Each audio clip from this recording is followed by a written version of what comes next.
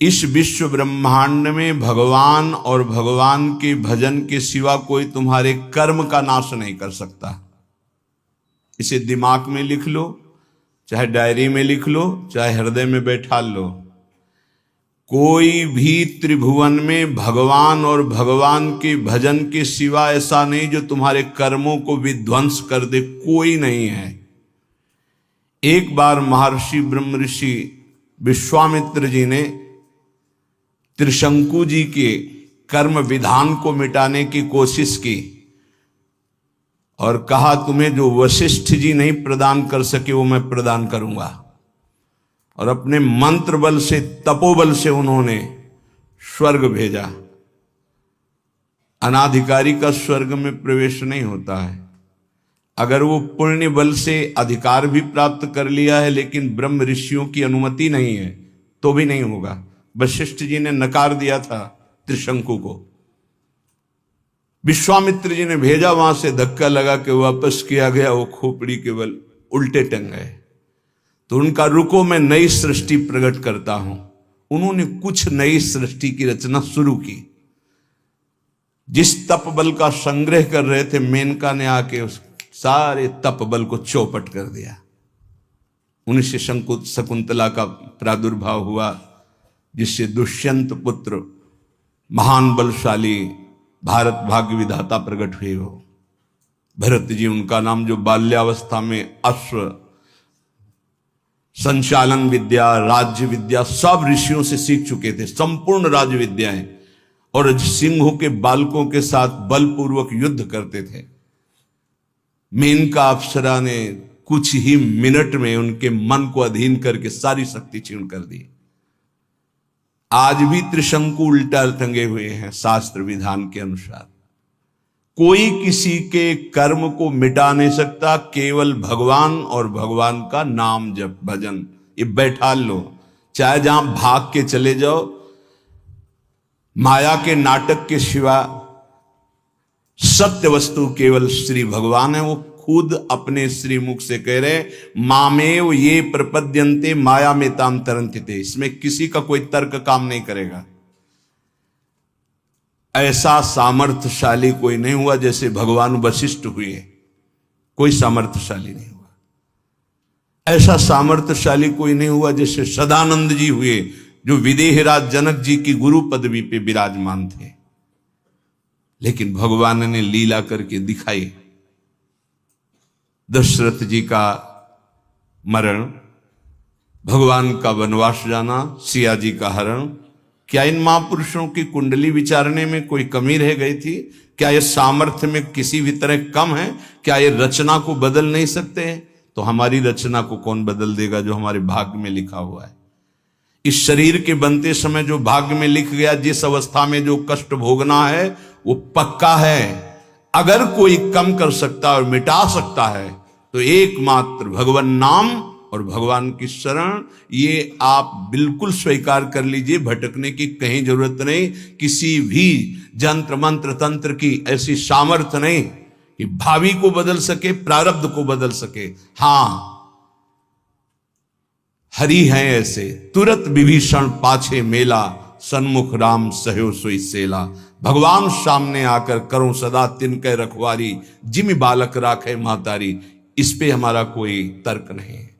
वो कर तुम अकर तुम अन्यथा कर तुम है, वो सब कुछ बदल सकते हैं। बस एकमात्र भगवान और उनका भजन। स्वकर्म स्रोतो भी, हरिवंश महाप्रभु कह रहे हैं, हित सजनी स्वरूपा है। यत्र यत्र मम जन्म कर्म भीर, मेरे कर्म के अनुसार जहां जहां मेरा जन्म हो, चाहे वो नरक भेजो चाहे परम पद भेजो, मुझे इसकी प्रार्थना आपसे नहीं है। यत्र यत्र मम जन्म कर्म भी नारके परमे पदे थवा। बस इतनी प्रार्थना है लाडली जू कि जहां जहां मेरा जन्म हो कर्म के अनुसार, या जहां जहां आप मुझे भेजें, तो आप हमारे हृदय में अपनी परिकर सहित रहें। ललिता विशाखादि सहचरियों के साथ प्रिया प्रीतम गलवैया दिए मेरे हृदय रूपी निकुंज में है, जहां चाहो वहां भेज दो।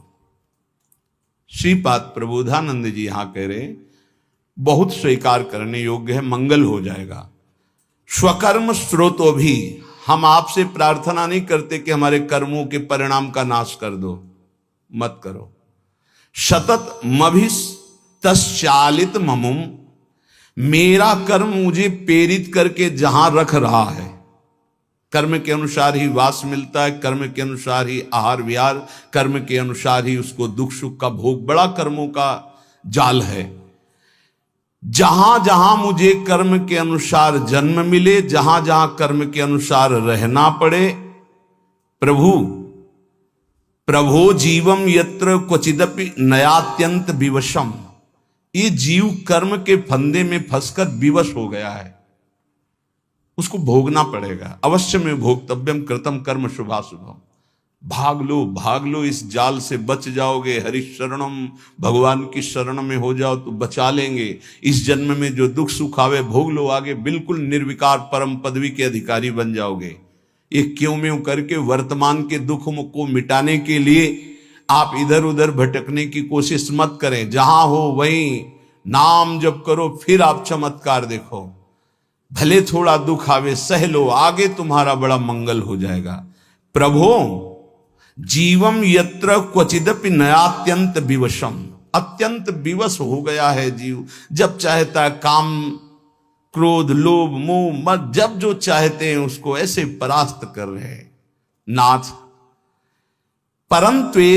परंत्वेतान वन में भवत भव दुखार्दित हृदो प्याविश्रांतम वृंदावन पद परि वास्तु रसना, क्या मेरी एक प्रार्थना सुनी जाएगी? ध्यान देना, ये बात ध्यान देने की है। जहां मैं रहूं, भारी दुख पड़े, मैं आपसे प्रार्थना नहीं करता कि मिटा देना, कर्म के अनुसार मुझे भोगने दो, पर एक कृपा कर दो। मेरी जिह्वा निरंतर वृंदावन में जिनका यश गूंज रहा है, वो राधा राधा राधा वृंदावन वृंदावन वृंदावन ऐसा पुकारती रहे। ए भाई, बड़ी सार की बात है। इसमें क्या है? राधा राधा राधा आप उच्चारण करोगे, फिर आपको कोई दुख परास्त कर सके असंभव। ध्यान रखना, कोई दुख ना आवे, हम ये बात नहीं कह रहे। बिल्कुल नाटकबाजी की, मन की नाटकबाजी, संसार की नाटकबाजी, इसमें मत फंसिए। पक्का अवश्य में वो भोक्तव्यम कृतम कर्म शुभाशुभम, बड़े बड़े सिद्धों को भोगना पड़ा है।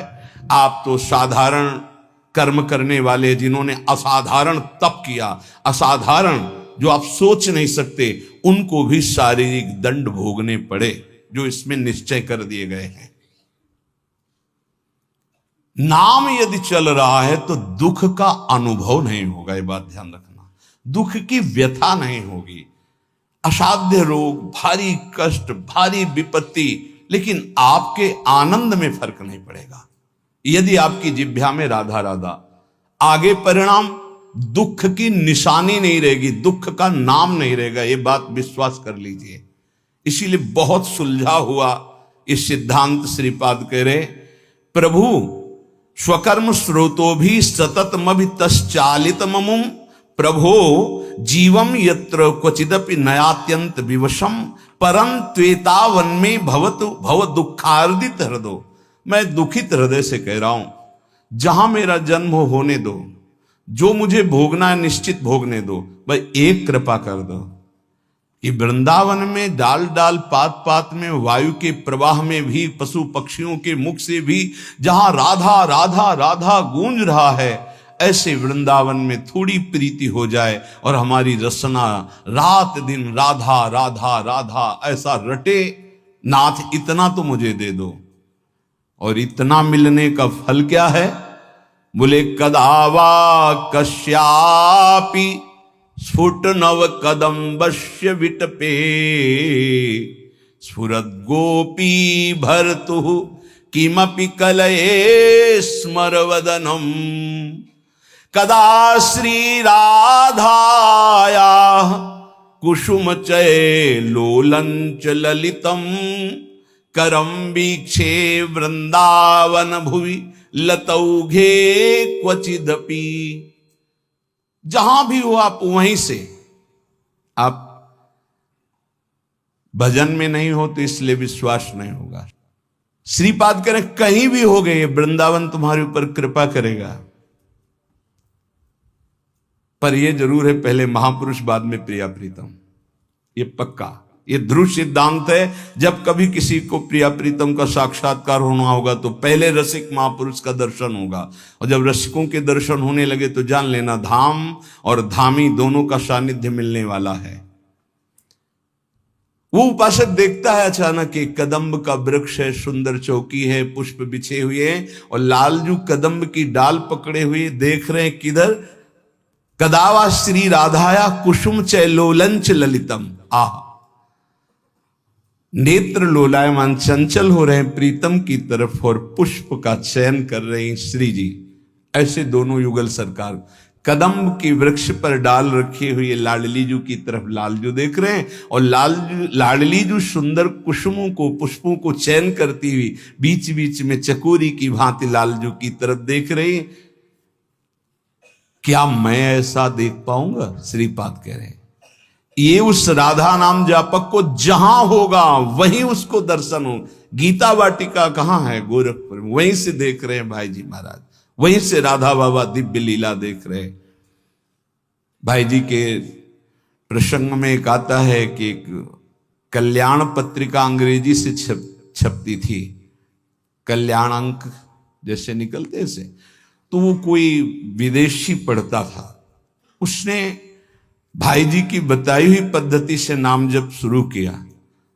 उसको एक दिन ऑफिस में श्री कृष्ण से बात हुई, वो भागा भागा वहां से गोरखपुर आया, गीता वाटिका भाई जी से मिला और कहा मुझे श्री कृष्ण मिले हैं।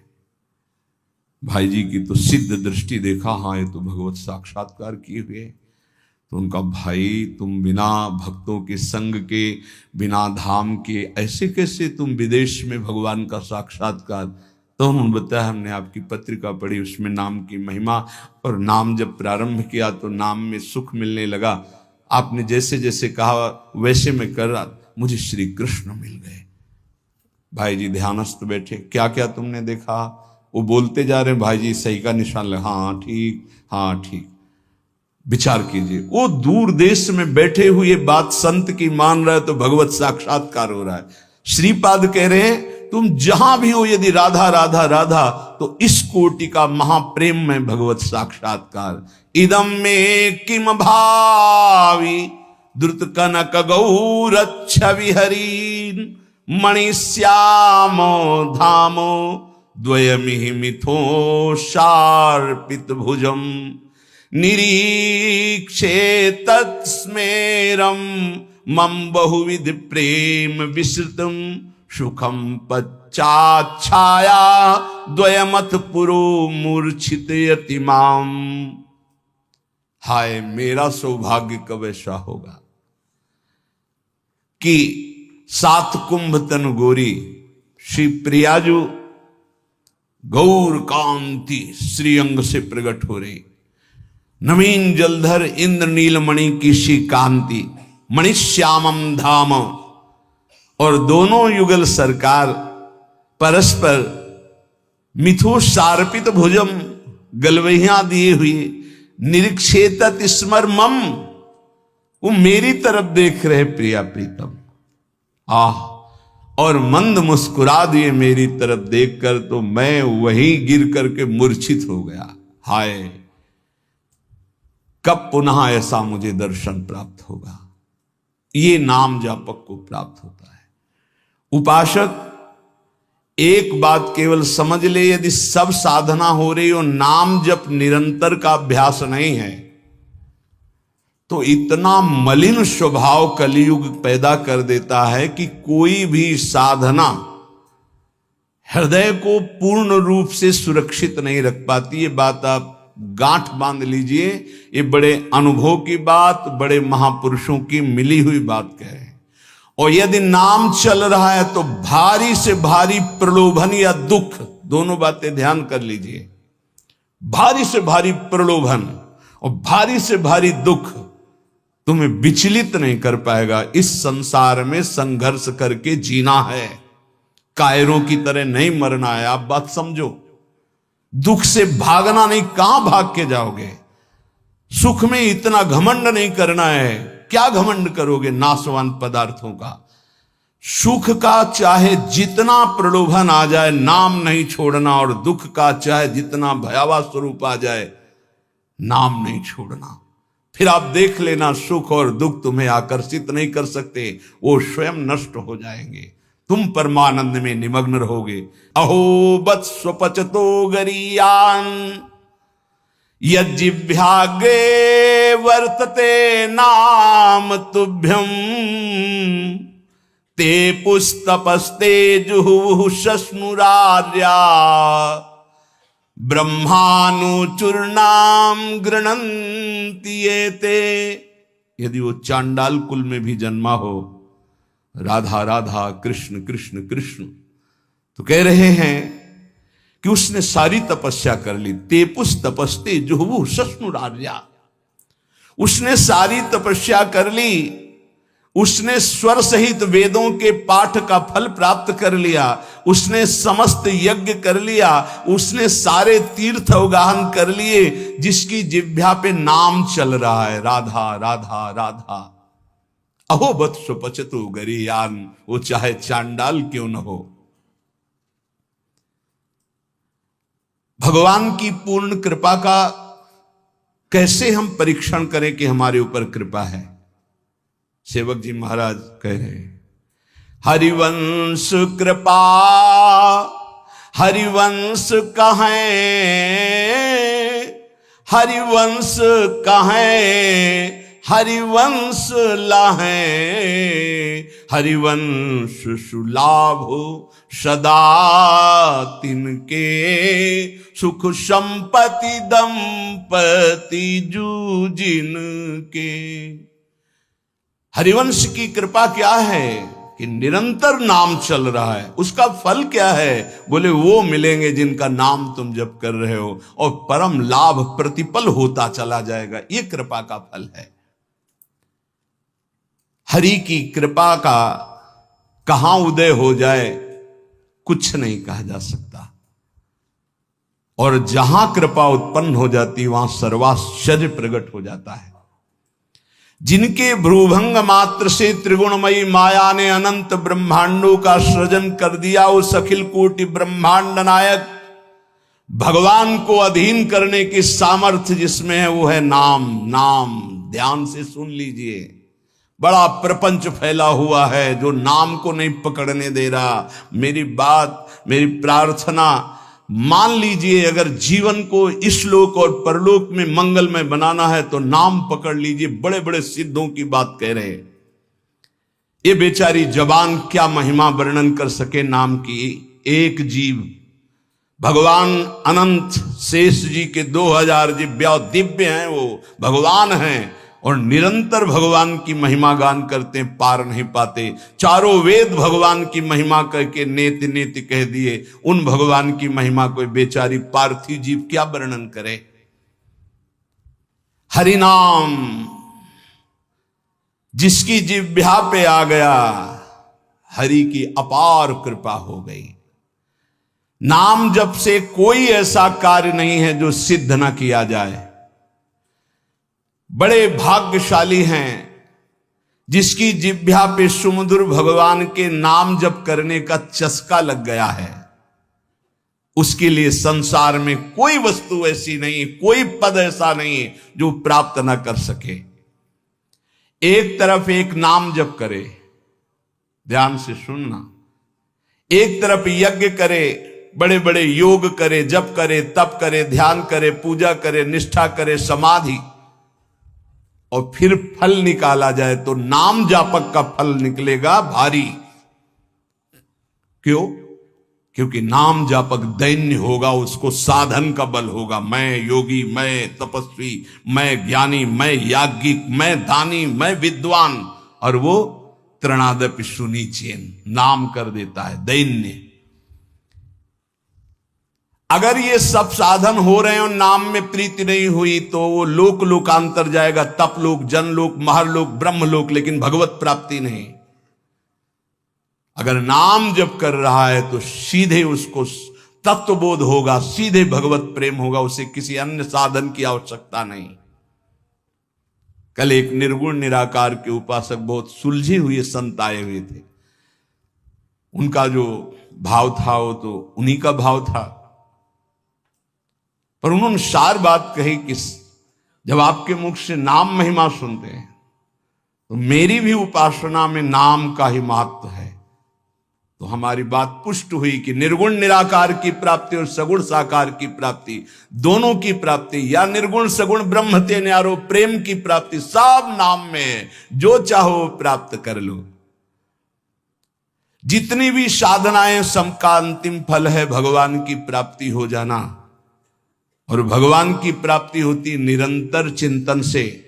निरंतर चिंतन में सहज वृत्ति नाम पैदा कर देता है। इसलिए भगवान नाम के समान त्रिभुवन में जितने भी शास्त्र और सिद्धांत हैं, कोई समानता नहीं कर सकता। नाम, जिन जिन बड़े महापुरुषों के वचन पढ़ो, सब में नाम। नाम में देश काल पात्र जाति वर्ण समय असमय पवित्रता अपवित्रता इन किसी बातों का कोई नियम नहीं। जो जैसे जहां हो सब बोल सकते हो नाम। जैसी हालत में हो, जहां हो, जैसे हो, जिस वर्ण के हो, जिस स्थिति में हो, हर समय हर काल में भगवान नाम जप कर सकते हो, ऐसा शास्त्र का आदेश है। उसके लिए कोई निषेध नहीं कि यहां नाम जप नहीं कर सकते, तुम शौच अवस्था में नाम जप नहीं कर सकते, तुम ऐसे। नाम जप से बड़े से बड़ा पाप और पापी तत्काल पवित्र हो जाते। बड़ा नाम का महत्व है। अत्यंत नीच से नीच पुरुष यदि नाम जपना शुरू कर दे तो सर्व पूज्य हो जाएगा। विश्वास कीजिए, सर्वश्रेष्ठ जगत पावन हो जाएगा। देवर्षि नारद जी कहते हैं सातरति सातरति सा लोकांतारयति। वो स्वयं तर जाता है, स्वयं तर जाता है, लोगों को तार देता है। बुरे से बुरा, गंदा से गंदा आचरण करने वाला परम पवित्र महान भागवत बन जाता है नाम जापक। कल एक उपासक कह रहे थे, पहले तो उन्होंने छल भरे शब्द बोले, फिर स्पष्ट बोलने लगे कि वो जिसकी बात कर रहा हूं मैं ही हूं। कोई ऐसा पाप नहीं, कोई ऐसा गंदा आचरण नहीं जो ना किया हो, लेकिन सत्संग सुना और नाम की महिमा, नाम जप कर रहा हूं। आप बिल्कुल जैसा आप सत्संग में बोलते अक्षरशः धारण करने की कोशिश करता हूं। क्या मेरा उद्धार हो जाएगा? पक्का पक्का हो जाएगा। कह रहे बुरे से बुरा, नीच से नीच भी महान भगवत भक्त बन जाता है। नाम जपत कुष्ठी भलो, चुई चुई गिरे जो चाम। कबीरदास जी। कंचन देह किस काम की, जिह मुख निकसत नहीं राम। जिसकी जिह्वा से नाम नहीं निकल रहा, चाहे वो जितना बड़ी पदवी में हो, चाहे जितना सुंदर शरीर हो, किस काम का? शरीर रोग ग्रसित है, वो राम कृष्ण हरि जप रहा है, वो जगत मंगल करने वाला है। असंभव को भी संभव कर दे, उसका नाम विश्वास है। विश्वास के सामने कुछ नहीं होता। विश्वास सबसे बड़ी चीज होती है।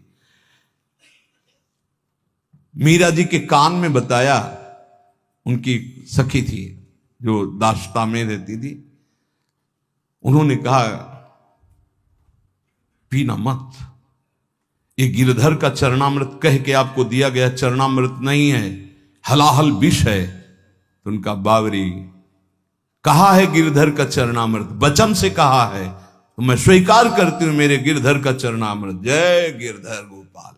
पूरा हलाहल विष पी गई, पूरी रात कीर्तन करती रही, कहीं कुछ नहीं, एक बार भी मूर्छा नहीं आई। और जब विक्रम राणा ने सुना कि हलाहल विष पिया, तो पिलाने वाली जो दासियां गई थी, उन्होंने कहा सरकार सामने पिया है। तो उनका इस वैद्य ने गड़बड़ी कर दी, बुलाओ इस वैद्य को जिसने जहर बनाया था। वो तो राज शासन। हाँ हुजूर। बोले लाओ कटोरा, लाओ कटोरा लाए। बोले धो इसको, पिलाओ इसको। बोले सरकार मर जाऊंगा। इतना हलाहल विष है कि 50 लोग कटोरा धो के पिलाने पे मर सकते हैं। तो उनका मीरा नहीं मरी, पूरा जहर पीकर तू कैसे मर जाएगा, तूने जहर बनाया ही नहीं। तो उनका आप सरकार पिला दोगे तो मर जाएंगे। धो के पिलाया, जब जे ही जबान में पिया, फड़क फड़क करके मर गया। इतना धोने वाले उसमें विष था, तो हलाहल विष, कोई असर मीरा जी के ऊपर नहीं हुआ। क्यों? विश्वास, गिरधर का चरणामृत, विश्वास। तो नामदेव जी ने भगवान का जो अर्चावतार पाषाण कहित था, दूध का कटोरा ऐसे पिलाया, बात करते थे भगवान। विश्वास।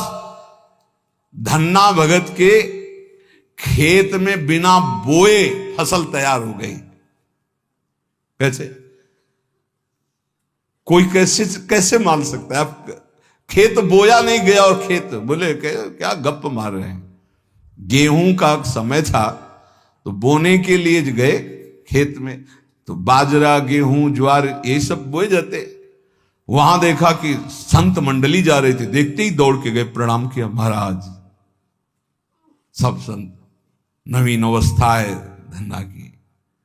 हाँ बेटा, अब यहां कुछ होता तो आपको पवा, अगर आप कुछ मिनट बैठो तो मैं बीज बोने के लिए जो अन्न लाया हूं, इसको बाजार से बेचकर कुछ मीठा लाता हूं, आप सबको पवाता हूं। तो बोले जय श्री राम जी की इच्छा। सब बैठ गए कीर्तन करने, लोग गए बाजार से बेच करके आए, पवा दिया।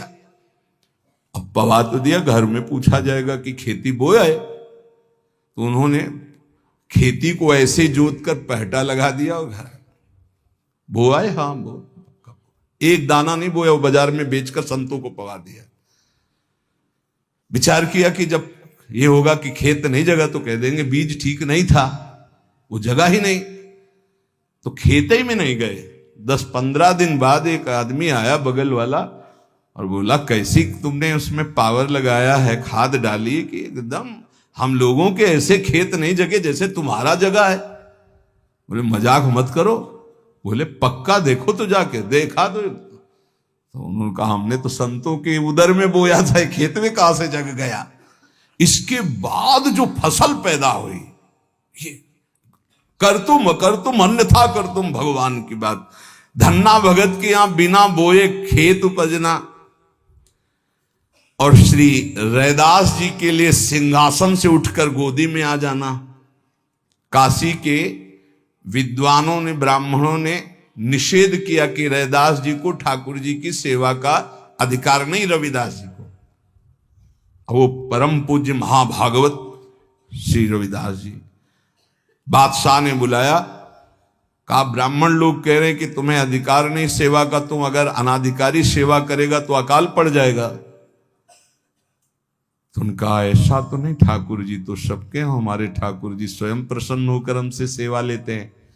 उनका तुम्हारी भावना नहीं चलेगी। विद्वान लोग बैठे थे, तो उनका फिर आप ये स्वीकार करें कि ठाकुर जी अगर हमसे सेवा कराना चाहते हैं तो फिर आप क्या कर सकते हैं। बोले ऐसा हो ही नहीं सकता। तो उनका वहां सिंहासन रख दो और आप बुलाओ वैदिक मंत्र से, और हम बुलाएंगे अपने ठाकुर जी को। अगर वो आ जाते हैं गोद में तो मान लें, तुम्हारे पास आ जाते हैं तो आज से सेवा बंद, और हमारे पास आ जाते हैं तो हमारे ठाकुर जी सेवा पक्का। बादशाह ने कहा हाँ ऐसा कैसे हो सकता है, मूर्ति कैसे चल सकती है। तो सभा में बहुत दूर ठाकुर जी विराज, और शुरू किए मंत्र पढ़ना हुआ तो ठाकुर जी भाववश्य भगवान, ठाकुर जी की तरफ देखा और भाव में भर करके जे भी ऐसे किया, तो जैसे छोटा बच्चा दौड़ के आ जाए, ऐसे ठाकुर जी सिंहासन से दौड़ के आए और श्री रविदास जी के गले लग गए। ब्राह्मणों ने फिर कहा ये इन्हीं के ठाकुर हैं, इसलिए कोई तंत्र मंत्र कर दिया, हम अपने ठाकुर विराजमान। बोले विराजमान करो। फिर भी वैसे ही हुआ। तो कह रहे हैं विश्वास का प्रभाव देखो, रैदास जी के लिए स्वयं मूर्ति दौड़ कर चल करके आई और गले लग गई। विश्वास करके देखो, उस भोले ब्राह्मण के लिए वृंदावन से गोपाल जी साक्षी देने विवाह की जा रहे हैं। सुना है ना चरित्र। क्योंकि फिर हरिदास जी के चरित्र में बाधा पड़ी। एक ब्राह्मण बूढ़ा था और धनी मानी था, 4 लड़के थे, 1 लड़की थी। अपने लड़कों से कहा कि हम तीर्थ यात्रा जाते हैं, 3 में 4 में से 1 चलो, सहयोग करो। तो उन्होंने कहा तुम्हें तीर्थ जाना जाओ, हमारे पास समय नहीं। वो विचार कर रहे थे कि बूढ़ा आदमी तीर्थ कैसे जाऊं, तो पड़ोस का एक गरीब ब्राह्मण का जवान बालक था, वो आया, उसने कहा काहे को सोच रहे हो, क्या बात सोच रहे हो? बोले हम तीर्थ यात्रा करना चाहते हैं। बोले तीर्थ यात्रा तो बहुत बढ़िया बात है भाई, जिसके पास धन है वही कर सकता है, हम कहाँ से कर सकते हैं? बोले चलो अगर हमारा साथ दे दो तो खान पान का सब खर्चा हम देखेंगे और तीर्थ यात्रा दोनों कर आते। बोले बहुत बढ़िया बात है। वो सोचा कि इनके सारे हमारा भी तीर्थ यात्रा हो जाएगा। वो जवान गरीब ब्राह्मण बोला। अब वो पूरे तीर्थों में घुमाते हुए जब वृंदावन आए तो बीमार हो गया, तो बहुत सेवा की, बड़ा हृदय प्रसन्न हुआ उस धनी ब्राह्मण का, बूढ़े का। और गोपाल जी के मंदिर में कहा, भगवान को साक्षी करके कहते हैं कि एक बेटी है, मैं तुम्हें अपनी बेटी का पाणी ग्रहण संस्कार तुम्हारे साथ करूंगा। बोले ताऊ देखो झूठ मत बोलना, वैसे तो हमारी कोई इच्छा नहीं थी, अब तुम कह दिए तो हमारी भी मन में ब्याह की इच्छा आ गई। भगवान के सामने कह रहे हो, घर में जाके बदल मत जाना, क्योंकि मैं गरीब आदमी हूं, तुम बड़े आदमी हो। अरे उन्होंने कहा हम जब भगवान के सामने कह रहे तुम्हें क्या चिंता है। सब तीर्थ करके वापस गए। 4 महीना 5 महीना हो गए, ताऊ जी कोई चर्चा नहीं की। तो वो घर गए, कहा प्रणाम। वो ब्याह वाली बात, उनके लड़कों ने धक्का लगाया, बस अपने को देखता है तो हमारी बहन के ब्याह लग बाहर कर दे। बूढ़े से कहा भगवान के सामने साक्षी तुमने कहा था, तुम्हें तो बूढ़ा बजी कहता हमें कुछ याद नहीं कि हमने कुछ कहा है। वो पंचायत बैठा ली। पहले गांव में पंच लोग न्याय करते थे, तो उन्होंने कहा ठाकुर जी के सामने इन्होंने कहा कि हम अपनी बेटी का ब्याह करेंगे। लड़कों ने बूढ़े को सिखा दिया था, कह देना कि अगर ठाकुर जी आके साक्षी दे दे तो हम ब्याह कर देंगे। तो उसने कहा देखो हमें तो याद नहीं, अगर ठाकुर जी तुम्हारे यहां आकर के उड़ीसा प्रांत में आकर कह दें गांव में कि हाँ हमने कहा था तो हम बेटी का ब्याह कर देंगे। सोचते थे मूर्ति चल के कहां से आएगी, लेकिन विश्वास। अब उसने इनके प्रकार जो कुछ संपत्ति थी 1500 रुपये बांधे और वृंदावन आए, क्योंकि जानते थे वृंदावन के ठाकुर को खान पान। गोपाल जी का दर्शन किया, कहा महाराज याद है तुम्हारे सामने वो बूढ़ा ब्राह्मण कहा था हमारे ब्याह का मामला है, साक्षी आप हो। भगवान कुछ नहीं होता। अब समय से यहां तो शयन होता है, ठाकुर जी का शयन हो गया, सब चले गए। मंदिर के बाहर बैठ के आवाज लगा रहे, सुनो आप ही की साक्षी से हमारा ब्याह होगा। अब सब चले गए थे, रात्रि का समय। ठाकुर जी ने अंदर से कहा मूर्ति कहीं जाके गवाही देगी? अरे बोले मूर्ति जब बोल सकती तो चल क्यों नहीं सकती है? ठाकुर जी उठ के आए और कहा देखो यार चल तो सकते, पर हमें खान पान की भी। बोले हमें पता था, आपका स्वभाव पता था कि माखन मिश्री ये सब आपको पसंद है, हमारे पास कुछ रुपया है, हम सब खरीद लेंगे और लेकर चलेंगे। तो बोले जल्दी व्यवस्था करो, रातों रात यहां से निकल चलते। ठाकुर जी देखो तैयार हो गए। बोले चलोगे तुम,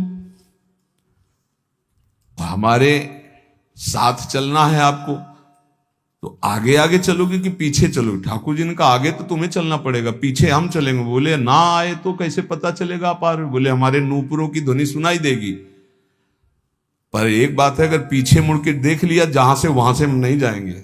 बोले जब नूपुरों की ध्वनि पैर की आहट सुनाई देगी तो हम क्यों देखेंगे पीछे?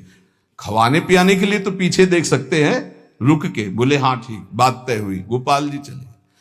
कई दिन खवा पिया के ठाकुर जी को भोग लगा के जब गांव के नजदीक रह गया तो उसने देखा कि आ रहे कि नहीं, पीछे देखा ललित त्रिभंगी ठाकुर। ठाकुर जी ने कहा देखो अब तो नहीं जाएंगे। बोले जरूरत भी नहीं, हम सबको बुला के लाते हैं। गांव में हल्ला मचा, वृंदावन से गोपाल जी आए साक्षी देने के, भीड़ लग गई। ब्राह्मण ने कहा अपने लड़कों से कि आप नहीं, अब तो साक्षी देने की जरूरत ही नहीं, भगवान पधार गए और ब्याह हो। बोले विश्वास का फल देखो, मूर्ति चल करके यहां से उड़ीसा प्रांत जाकर साक्षी देने लगी। विश्वास का फल देखो, भयंकर से भयंकर कष्ट की परिस्थिति में प्रहलाद जी के